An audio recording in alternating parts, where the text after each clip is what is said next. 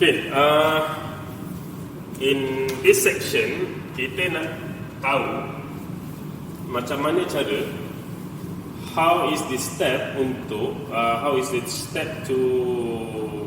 is the step to perform if we want to trace malfunction punya lampu. Okay, so sekarang now currently the lamp is on.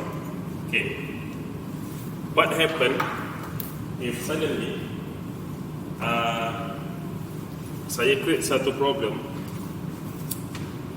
Bila tekan sekarang ni lampu dah tak nyala. So what is the first thing to do?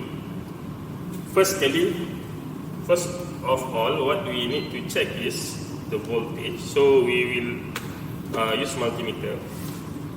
So we must make sure that there is 12 volt connected dekat system. So the power supply is giving 12 volt. So sekarang ni kalau kita perhati multimeter reading is 13.5. So which means the supply is good. Okay, so in actual car, first you need to check if the battery has supply. Okay. Next, we will check, okay, if before the switch there is a power connection. Okay. So before the switch, sekarang ni kalau kita perhatikan, so this is before the switch. So kita cucuk dekat sebelum switch ni. So it should give us a 12 volt reading sebab kalau kita trace wire ni from the supply, it will go to the point just before the switch. So this has a connection. And then kalau if the reading here is 0 volt, that means that this wire has problem. Okay. Next, how to check if the switch is okay or not? Then we put this multimeter on the output of the switch. Currently the reading is 0. So when we push the switch, it should give us the reading of 12 volt. So the switch is okay in this condition. Okay, so which means that the circuit is good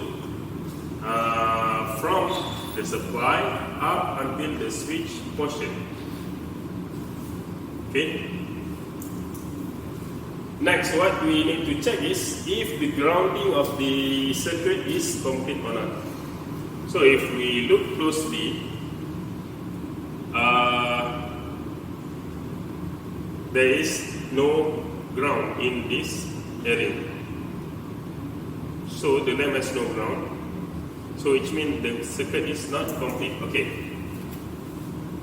Before that, we will check the signal from the processor to the lamp.